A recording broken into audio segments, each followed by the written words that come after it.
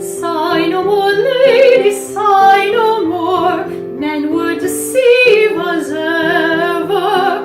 One foot at sea and one on shore. To one thing constant never.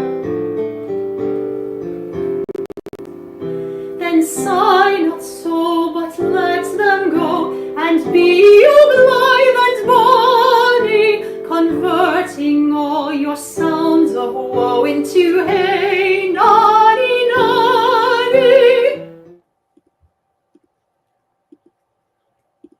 Hello, everybody, and welcome back to the Wheel of Shakespeare Challenge. I am here with John, Maggie, and Bill. Maybe some of our other regulars will show up when we get a larger group, but even with the four of us, we got a good turnout to perform impromptu performances of the works of Shakespeare for you guys here on the Wheel of Shakespeare Challenge.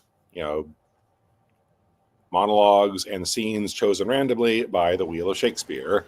John is going to perform first, and then Maggie is on deck. She will perform after John does.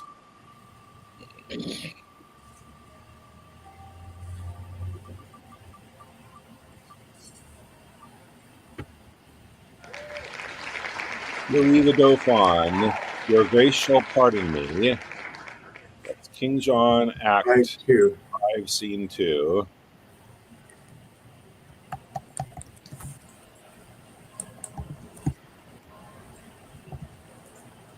King John, Act 5, Scene 2 begins, your grace shall pardon me. Let me know when you found it. I'll take myself out of the stream.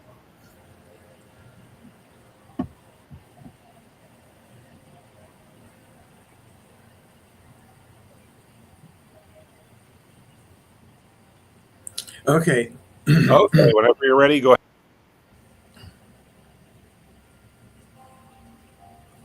Your grace shall pardon me, I will not back. I am too high-born to be propertied, to be a secondary at control, or useful serving man and instrument. To any sovereign state throughout the world, your breath first kindled the dead coal of wars between this chastised kingdom and myself, and brought in matter that should feed this fire. And now 'tis far too huge to be blown out with that same weak wind which enkindled it. You taught me how to know the face of right, acquainted me with the interest of this land, yea, thrust this enterprise into my heart. And come ye now to tell me John hath made his peace with Rome. What is that peace to me? I, by the honor of my marriage bed, after young Arthur, claim this land for mine. And now it is half conquered, must I back because that John hath made his peace with Rome? Am I Rome's slave? What penny hath Rome borne? What men provided? What munitions sent to underprop this action? It's not I that undergo this charge. Who else but I, as such as to my claim are liable, sweat in this business and maintain this war? Have I not heard these islanders shout out, Vive le roi, as I have banked their towns? Have I not here the best cards for the game to win this easy match played for a crowd? And shall I now give o'er the yielded sect? No, no, on my soul, it shall never be said.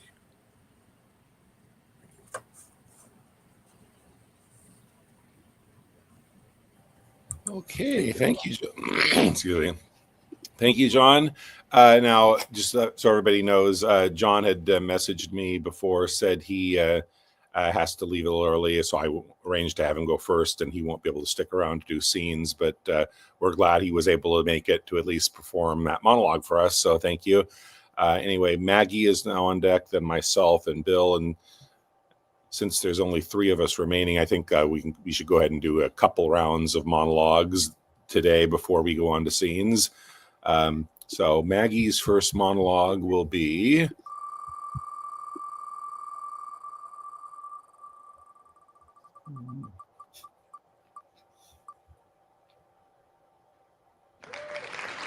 Theseus, more strange than true. Midsummer Night's Dream, Act 5, Scene 1.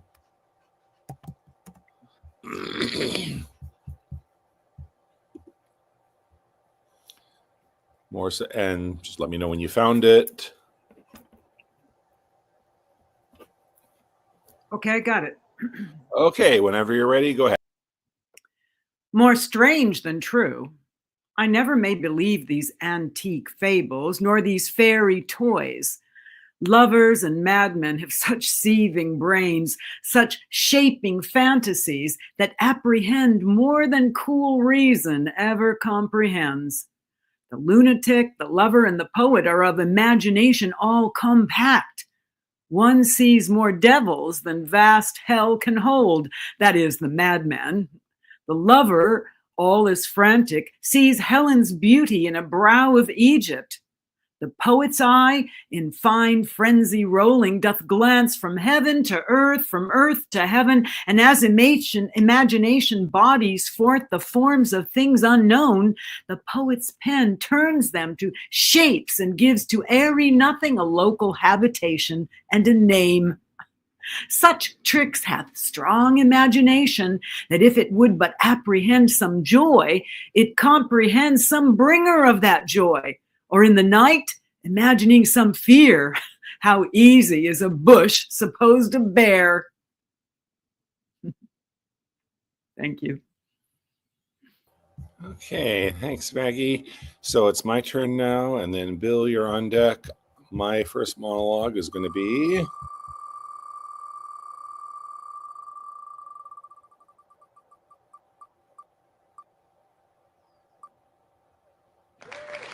constant.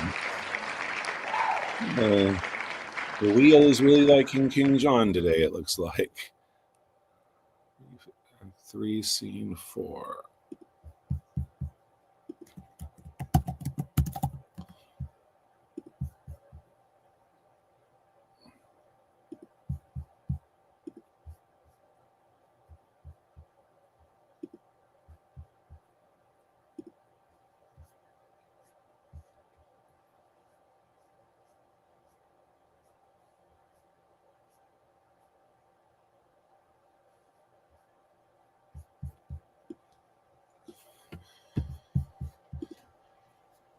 Grief fills the room of my absent child, lies in his bed, walks up and down with me, puts on his pretty looks, repeats his words, remembers me of all his gracious parts, stuffs out his vacant garments with his form.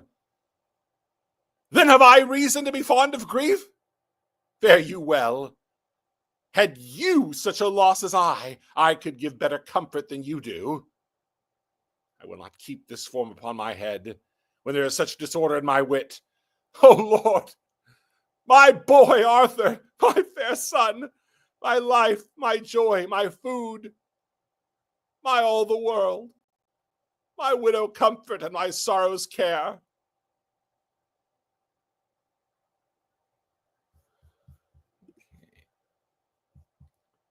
Okay, Bill, you're up. Bill is going to do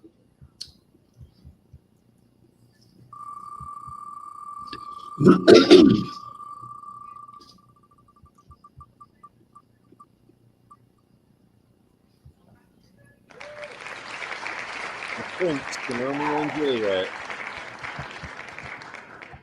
Okay. Prince of Verona. Rebellious subjects.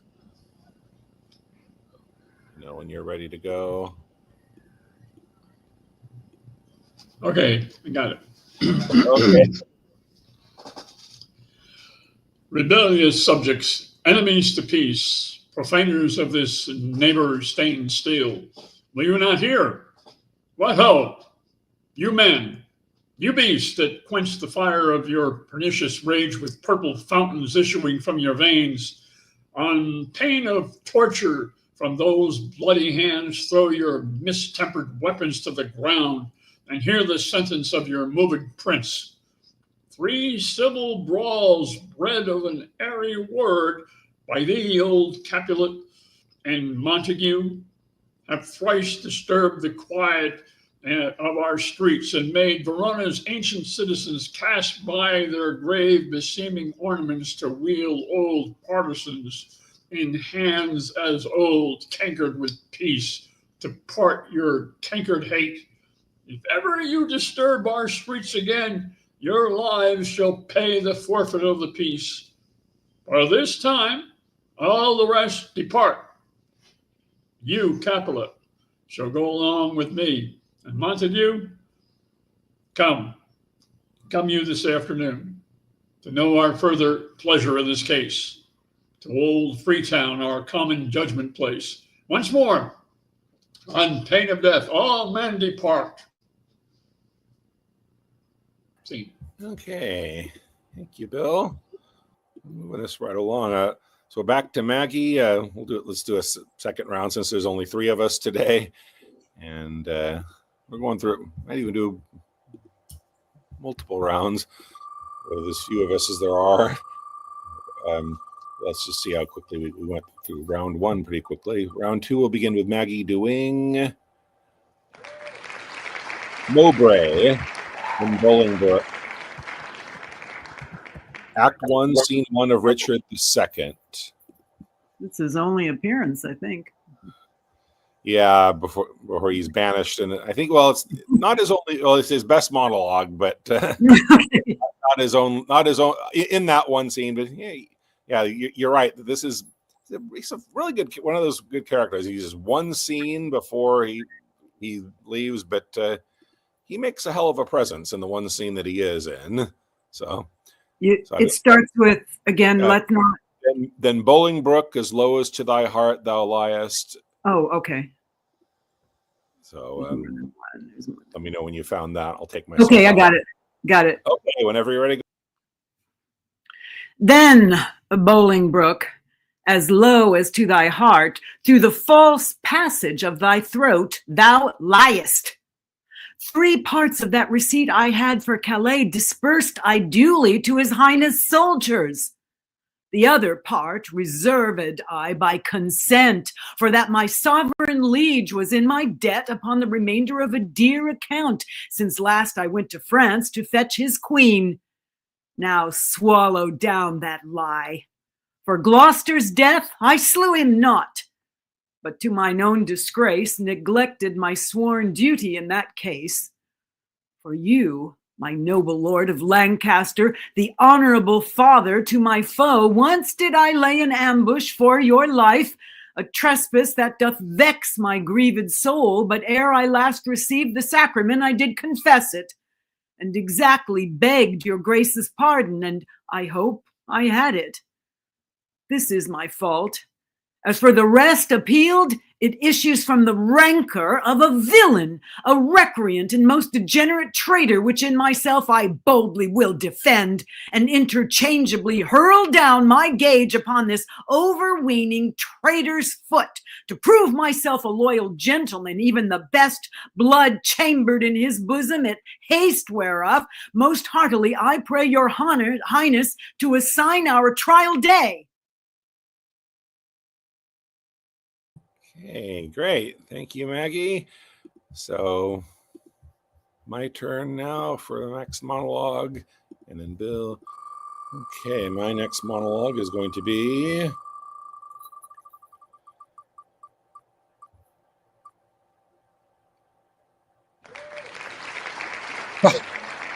why am I stuck on Constance today? That's crazy. Leah loves to make me the same character with both. Just so people watching on YouTube know, it is not stuff like this it is completely random. That's the fun of the game, and ironic, but that's the way it turned out. So a different monologue from the same character, Gone to be Married, Act 3, Scene 1. Let's find that.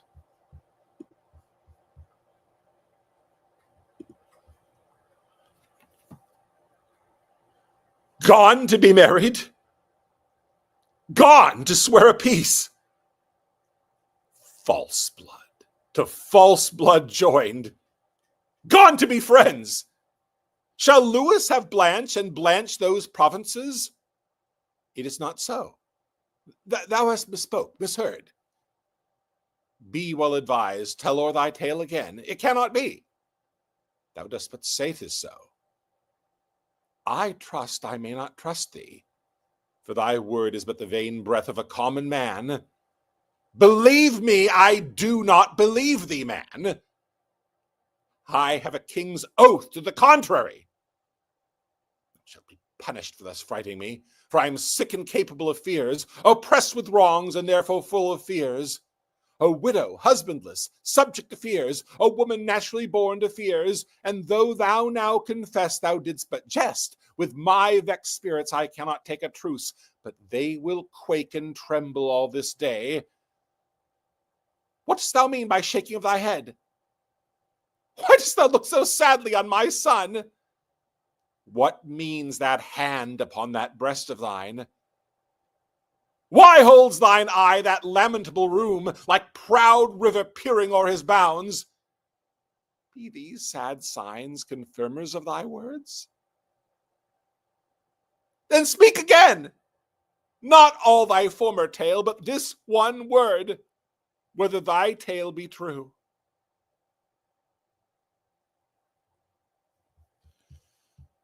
Okay. Bill. And even with a second, I just mentioned there's only three of us. Unless there's objection, I think we should go. I'm up for doing a third round of monologues. Hey, we'll do this till midnight. Yeah, we've only got three of us, and the wheel is randomly giving us some rather short monologues. Sounds good. Only three of us. So Bill will do the last monologue of round 2, and then let's also do a round 3 before we spin for scenes. Okay, next Bill is going to do.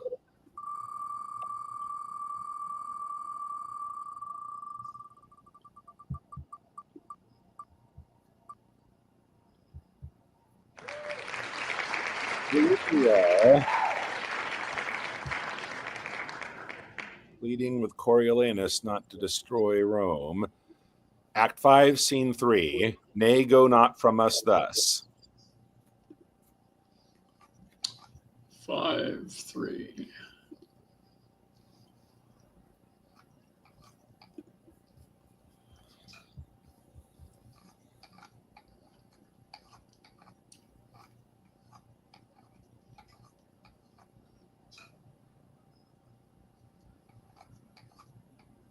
All right, I got it. Okay, whenever you're ready, go. Right.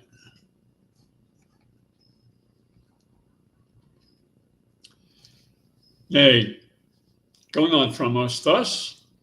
If it were so that our request did tend to save the Romans thereby to destroy the Volsces whom you serve, you might condemn us as poisonous of your honor. No, our suit is that you reconcile them, while the Volsces may say, this mercy we have showed the Romans, this we received, and each on either side give the all hail to thee, and cry, be blessed for making up this peace. Thou knowest, excuse me, thou knowest, great son, the end of war is uncertain, but this certain, if thou conquer Rome, the benefit which thou shalt thereby reap is such a name, whose repetition will be dogged with curses, whose chronicle thus writ, the man was noble, but with his last attempt he wiped it out, destroyed his country, and his name remains to the ensuing age abhorred. Speak to me, son. Thou hast affected the fine grains of honor to imitate the graces of the gods, to tear with thunder the wide cheeks of the air, and yet to charge thy sulphur with a boat that should but rive an oak. Why dost not speak? Thinkst thou it honorable for a noble man still to remember wrongs? Daughter, speak you, he cares not for your weeping. Speak thou, boy. Perhaps thy childishness will move him more than can our reasons. There is no man in the world more bound to his mother, yet here he lets me prate like one of the stocks. Thou hast never in thy life showed thy dear mother any courtesy. When she, poor hen, fond of no second brood, has clucked thee to the wards and safely home loaden with honor, say my requests unjust and spurn me back. But if it be not so, thou art not honest, and the gods will plague thee, that thou restrainest from me the duty which to a mother part belongs. He turns away. Down, ladies. Let us shame him with our knees to his surname Coriolanus, longs more pride than pity to our prayers. Down. An end. This is the last. So we will home to Rome and die among our neighbors. Nay, behold, this boy that cannot tell what he would have, but kneels and holds up bands for fellowship, does reason our petition with more strength than thou hast to deny it. Come, let us go. This fellow had a Volscian to his mother. His wife is in Coralie, and his child, let him by chance. Yet give us our dispatch. I am hushed until our city be afire, and then I will speak a little.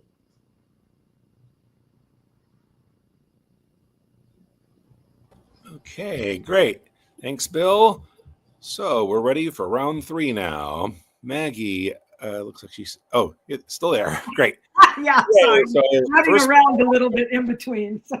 okay, so the first monologue for round 3 will be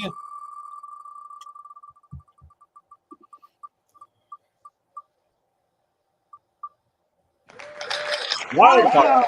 Maggie can choose whatever she wants. I would have taken Volumnia. Oh, well, there's no reason. I know. Eleanor's joining us late, so So okay. no, it's okay. I'm just I had a document open that I have some things that I like in. So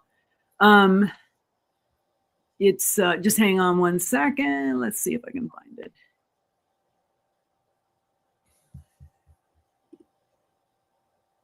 I think I'm gonna do Adam. The old man Adam. Adam from As You Like It? Yeah. Okay. Sure. Okay. So whenever you're ready. What? My young master? Oh, my gentle master. Oh, my sweet master. Oh, you memory of old Sir Roland. Why, what make you here? Why are you virtuous? Why do people love you? And wherefore are you gentle, strong, and valiant? Why would you be so fond to overcome the bonny prizer of the humorous Duke? Your praise has come too swiftly home before you. Know you not, master, to some kind of men their graces serve them but as enemies? No more do yours. Your virtues, gentle master, are sanctified and holy traitors to you. Oh, what a world is this, when what is comely envenoms him that bears it. Oh, unhappy youth, come not within these doors, within this roof the enemy of all your graces lives. Your brother, no brother, yet the son, yet not the son. I will not call him son of him I was about to call his father. Hath he heard your praises? And this night he means to burn the lodging where you used to lie, and you within it. If he fail of that, he will have other means to cut you off. I overheard him and his practices. This is no place. This house is but a butchery. Abhor it, fear it, do not enter it. Thank you. Great. Thanks, Maggie. I don't think that one is on the wheel. That's the other cool thing. Ever since it was a couple years ago where I think I didn't have this originally, where I decided to add the wild card as a feature of the game. It makes it interesting, not just the fact that, allowing people to choose whatever, but also invariably when somebody chooses a wild card, they end up doing something that's not on the wheel, and it gives me an idea, hey, I never put that on the wheel, but I should. So I'll think about looking for that one. adding that to the will. Okay, so it is my turn, then Bill. Oh, Eleanor joined us briefly and then she left. So we'll see if she comes back. So one more monologue from me, then Bill, possibly Eleanor if she comes back, and then spin for scenes. Okay, my last monologue before we spin for scenes will be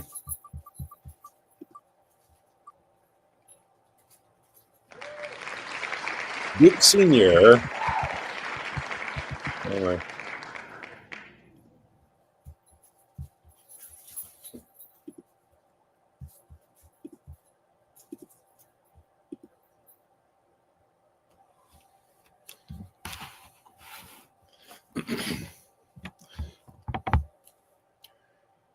Now, my co-mates and brothers in exile, hath not old custom made life more sweet than that of painted pomp? Are not these woods more free from peril than the envious court? Here feel we but the penalty of Adam, the season's difference, and the icy fang and churless chiding of the winter's wind, which when it bites and blows upon my body, even till I shrink with cold, I smile and say, even till I shrink with cold, I smile and say, this is no flattery. These are counselors that feelingly persuade me what I am. Sweet are the uses of adversity, which, like the toad, ugly and venomous, wears yet a precious jewel in his head. And this our life, exempt from public haunt, finds tongues in trees, books in the running brooks, sermons in stones, and good in everything. I would not change it. Okay, that's fun. Okay, Bill and then Maggie, and Bill and then Eleanor. Yeah.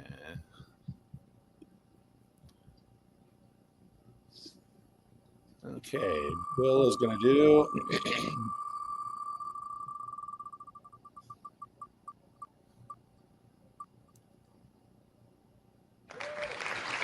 Juliet, gallop apace your fiery-footed steed. Okay. I believe that Act 3, Scene 2, I believe this is what starts the scene. All right. Okay. Okay, whenever you're ready. Gallop apace, you fiery-footed steeds, toward Phoebus's lodging. Such a wagoner as Phaeton would whip you to the west and bring in cloudy night immediately. Spread thy close curtain, love performing night, that runaways' eyes may wink, and Romeo leap to these arms. Untalked of and unseen, lovers can see and do their amorous rites by their own beauties, or if love be blind, it best agrees with night. Come, civil night, thou sober suited matron all in black, and learn me how to lose a winning match played for a pair of stainless maidenhoods. Hood my unmanned blood, bathing in my cheeks with thy black mantle, till strange love grown old think true love acted simple modesty. Come, night, come, Romeo, come, thou day in night, for thou wilt lie upon the wings of night, whiter than new snow on a raven's back. Come, gentle night, come, loving, black-browed night, give me my Romeo, and when he shall die, take him and cut him out in little stars, and he will make the face of heaven so fine that all the world will be in love with night and pay no worship to the garish sun. Oh, I have bought the mansion of love and not possessed it, and though I am sold, not yet enjoyed, so tedious is this day as the night before some festival to an impatient child that hath new robes and may not wear them.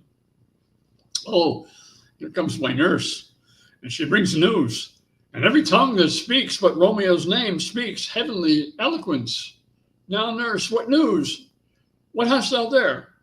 the corves that Romeo bid thee fetch? Okay, great. Thank you, Bill. And I see Eleanor was able to join us. Glad you made it. So you can do a monologue before we spin for scenes, and you're going to do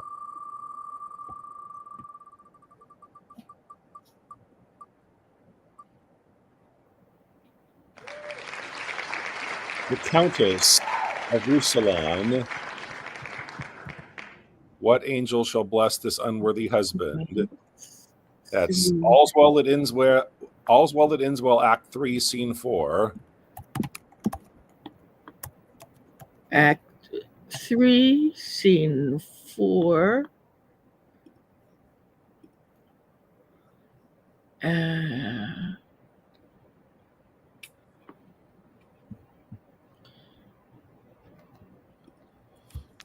All right. Okay, you found it? Whenever you're ready, go ahead.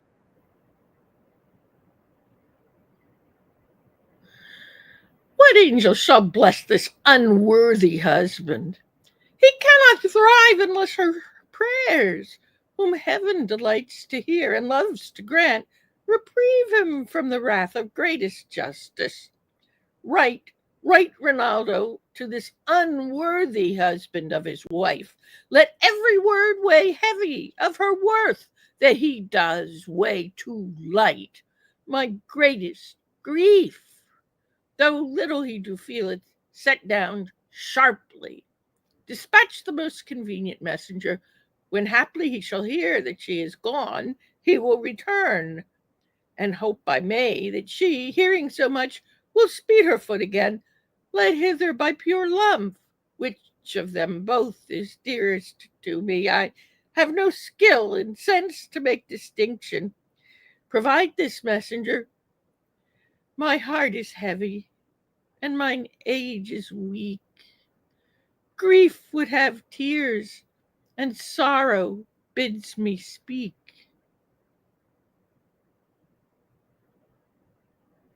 Okay, thank you, Eleanor. Let's see what the wheel has in store for us now when it comes to scenes. We got 4 of us, so we get two player scenes, and for the 4 of us, first we have Merchant of Venice, Antonio and Bassanio. That's the first scene, Antonio and Bassanio. Then we have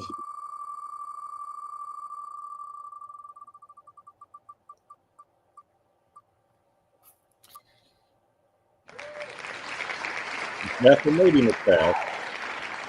2 good scenes here. Act 2, Scene 2. I believe this is the scene. No, this is the "if it were done when 'tis done" scene, where they're deciding whether he's going to have the guts to go through with it. Okay, so again, the roles to choose from the 4 of us: Antonio, Bassanio, Macbeth, Lady Macbeth. And let's see, Maggie has first choice amongst those. What would you like? I think I'll take Bassanio. Okay, Maggie will take Bassanio. I will take. I'm gonna do that scene with you. I'll take Antonio.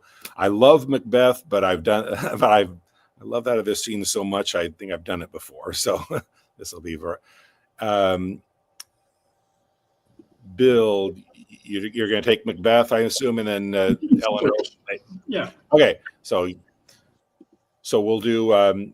So myself and Maggie will do Antonio and Bassanio, and then Bill and Eleanor will do Macbeth and Lady Macbeth, Act 2, Scene 2. Let's see. Let me cut the banner for us.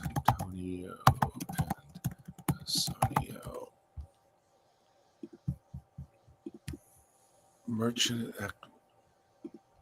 So there's first were Celerio and It's about 117 in my book. yeah. So this is the point at which the others leave, and it's just right. Exeunt, Graziano, and Lorenzo. Okay, so I think I would start with, is that anything now? Is how we're going to start. Okay, great. Ready when you are. Is that anything now? Graziano speaks an infinite deal of nothing, more than any man in all Venice. His reasons are as 2 grains of wheat hid in 2 bushels of chaff. You shall seek all day ere you find them, and when you have them, they are not worth the search. Well, tell me now what lady is the same to whom you swore a secret pilgrimage that you today promised to tell me of? 'Tis not unknown to you, Antonio, how much I have disabled mine estate by something showing a more swelling port than my faint means would grant continuance. Nor do I now make moan to be abridged from such a noble rate, but my chief care is to come fairly off from the great debts wherein my time, something too prodigal, hath left me gauged. To you, Antonio, I owe the most in money and in love, and from your love I have a warranty to unburden all my plots and purposes, how to get clear of all the debts I owe. I pray you, good Bassanio, let me know it, and if it stand as you yourself still do within the eye of honor, be assured, my purse, my person, my extremest means lie all unlocked to your occasions. In my school days, when I had lost one shaft, I shot his fellow of the self-same flight, the self-same way, with more advised watch, to find the other forth, and by adventuring both, I oft found both. I urge this childhood proof, because what follows is pure innocence. I owe you much, and like a willful youth, that which I owe you is lost. But if you please to shoot another arrow that self way which you did shoot the first, I do not doubt as I will watch the sun, the aim, or to find both, or bring your latter hazard back again, and thankfully rest debtor for the first. You know me well, and herein spend but time to wind about my love with circumstance, and out of doubt you do me now more wrong in making question of my uttermost than if you had made waste of all I have. Then do but say to me what I should do, that in your knowledge may by me be done, and I am pressed unto it. Therefore speak. In Belmont is a lady richly left, and she is fair, and fairer than that word, of wondrous virtues. Sometimes from her eyes I did receive fair speechless messages. Her name is Portia, nothing undervalued to Cato's daughter, Brutus Portia. Nor is the wide world ignorant of her worth, for the 4 winds blow in from every coast renowned suitors, and her sunny locks hang on her temples like a golden fleece, which makes her seat of Belmont's Colcho strand, and many Jasons come in quest of her.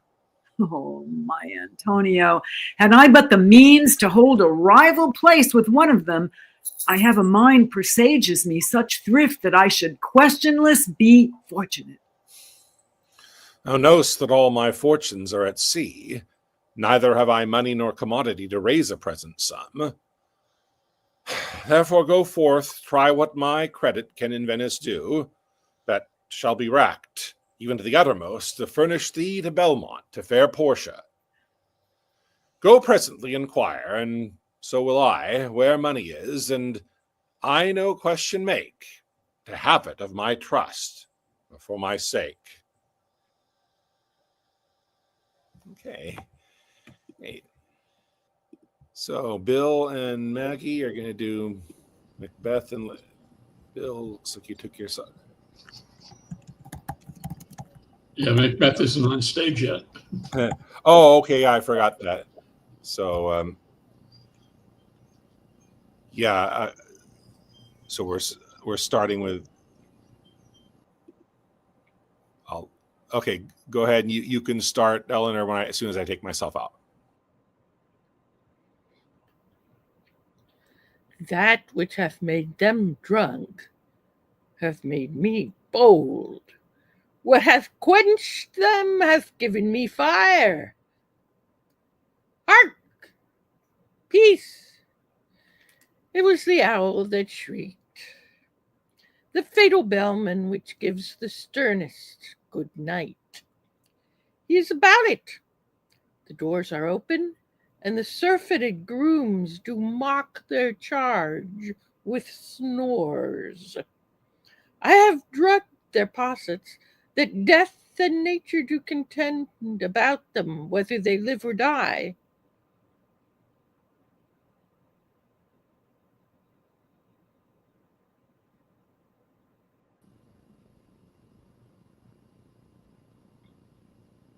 Who's there? What ho?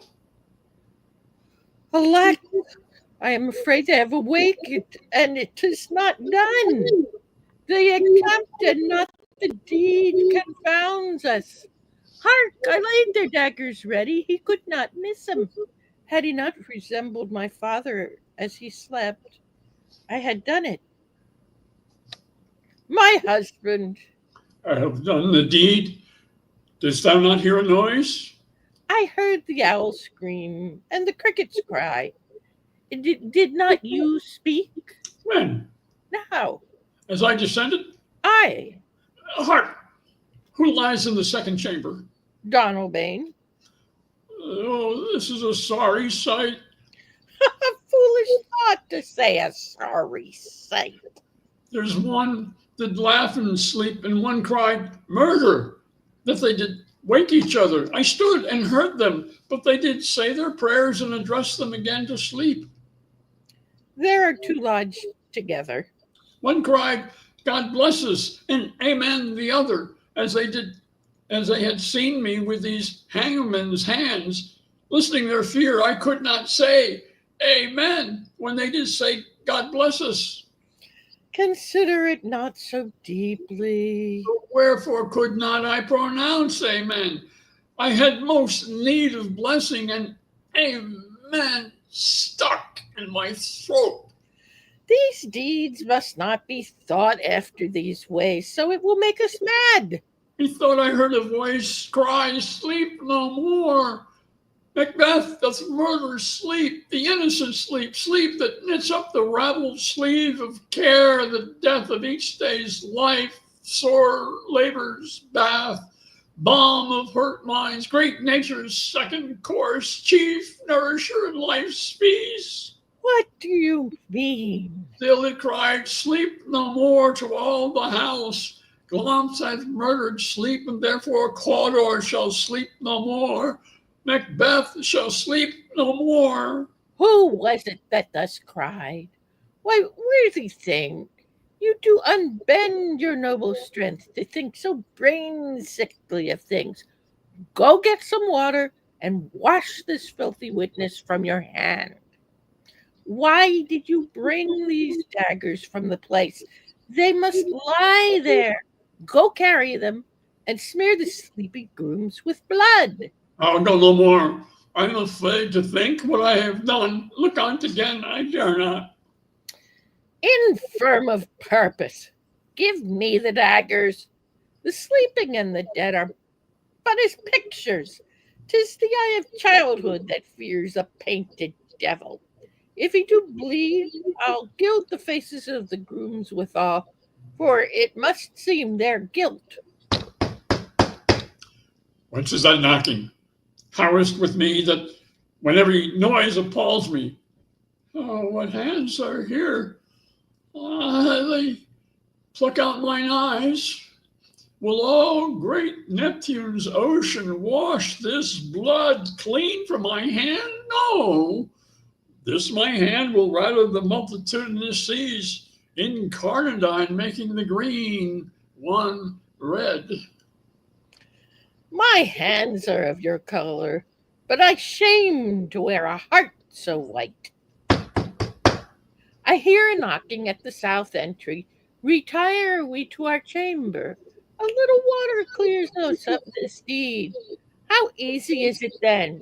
Your constancy hath left you unattended. Hark, more knocking. Get on your nightgown, lest occasion call us, and show us to be watchers. Be not lost so poorly in your thoughts. To know my deed, 'twere best not know myself. Wake, Duncan, with thy knocking. I would thou couldst. Okay, great job, you guys.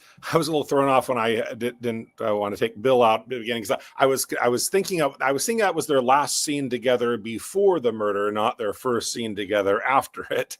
I was thinking it was the one that starts with just Macbeth is on stage. The if it were done when 'tis done, were best it were done quickly. But both are great scenes between the two of them, and you guys were great with that one. Everyone was great today. Thank you all for your great performances as usual. I'll see you guys again 2 weeks from now for our next Wheel of Shakespeare challenge. I'll see you guys then. Bye now.